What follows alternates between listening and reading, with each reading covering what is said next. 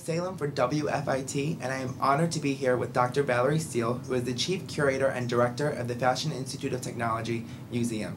She has curated over 20 exhibitions, including Seduction, which is the most recent, and Gothic Glamour. With no further ado, Dr. Valerie Steele. Hi. I'm really pleased to work at the museum at FIT. As director, I help fulfill the museum's mission, which is to advance knowledge of fashion through exhibitions, programs, and publications. And I have a really great team here. I curate some of the shows like Gothic Dark Glamour, but I also have a terrific team of curators who do other shows. So Seduction was done by my youngest curator, Colleen Hill, who's actually only 25. Wow. That's unbelievable. So what is a day in the life of being the director?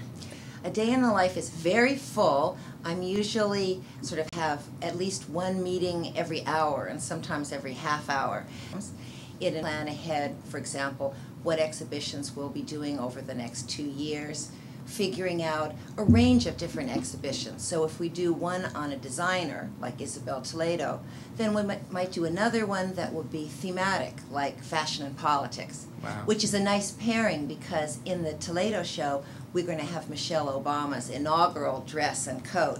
And that will go really nicely with the fashion and politics, where we'll have things like a dress that Mrs. Reagan wore, some campaign fashions, a paper dress from the Nixon campaign in '68, wow. Things like that. And we have such an amazing collection here. I think a lot of people like our exhibitions, but they may not know that we also have a permanent collection of more than 50,000 garments and accessories from the 18th century to the present. And we're constantly collecting more. So we go to auctions, we go to dealers, we go to designers and say, wouldn't you like to give us a dress? And if I'm working on a show, then we'll make a specific point of trying to collect things for that. But mostly what we're looking to do is to try and find cutting-edge fashions, the fashion that makes fashion history, that moves it forward. There's over 50,000 garments, you said? Mm-hmm. Where do you store these garments? We store all the garments on site, and I think that's really important because it's a testimony to how we use them to help all the students at FIT. It's a real design laboratory here.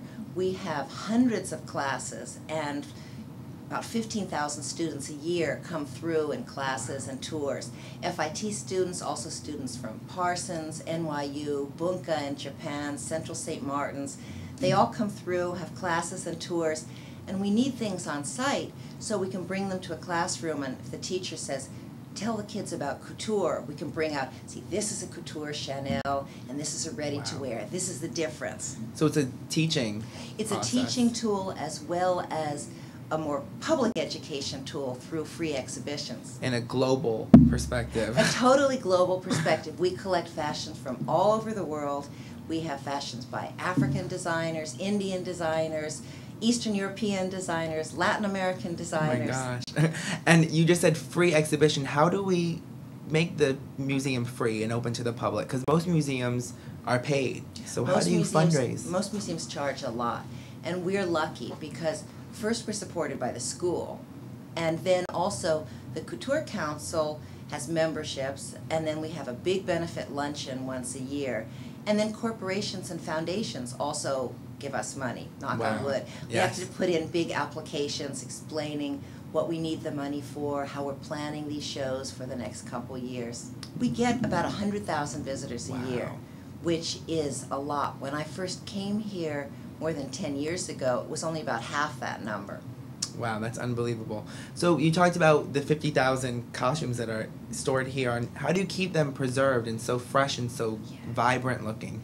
We have 2 storerooms on campus in this building. One which has a complete HVAC system that controls temperature, humidity. We keep it optimal so nothing will get faded, nothing will get mold, nothing will deteriorate. The other one we still have to raise money to get the right system in that storeroom. And then we have a full conservation laboratory. We have 2 trained conservators, and they know how to take care of the clothes, how to mend them in conservationally appropriate ways, how to dress them. how long we can keep them up, because you can really only put a dress on a mannequin for a few months. After that, it starts to damage it. So Yeah. we're against what they do. At some museums, they leave the dress up for years. Wow. That destroys it. It fades and it gets sort of stretched out of shape. We're trying to do this not just for students now, but for students, years from now as well. Definitely. So we are putting a lot of things on the web. We already have our fashion museum on the web with 300 of our most spectacular pieces. And we're working to put many thousands more on the web so that if people want an image, they can get an image of the dress or the shoe.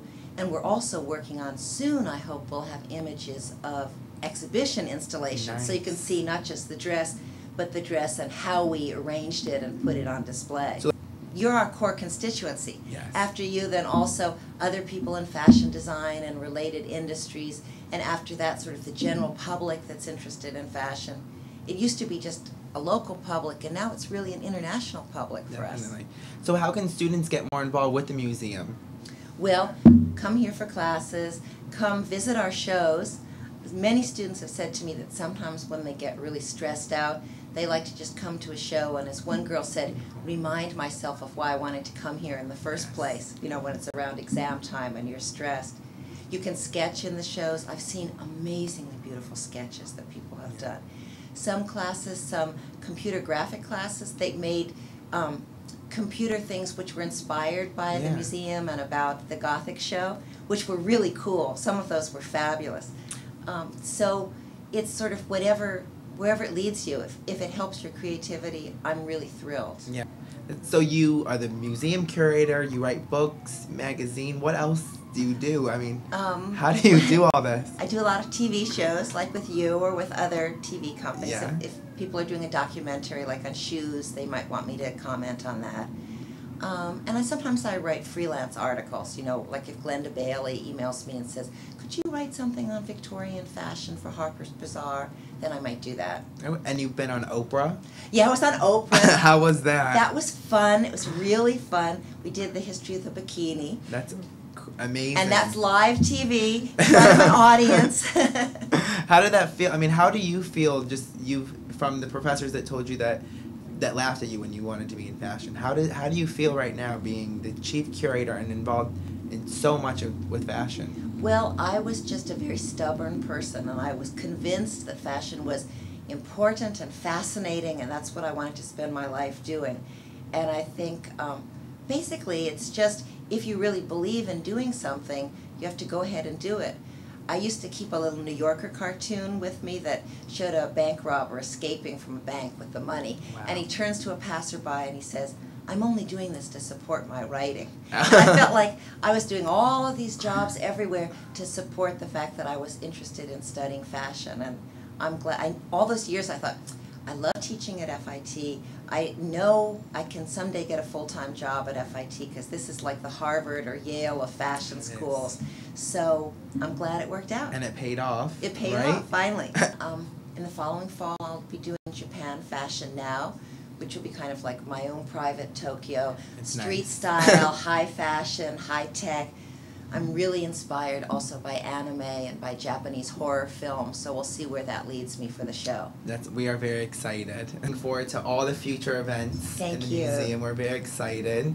And WFIT has just covered with Miss Valerie Steele, who is amazing museum curator, magazine writer, book writer. She does it all. She's an inspiration to all of us, and we thank you so much. Thank you.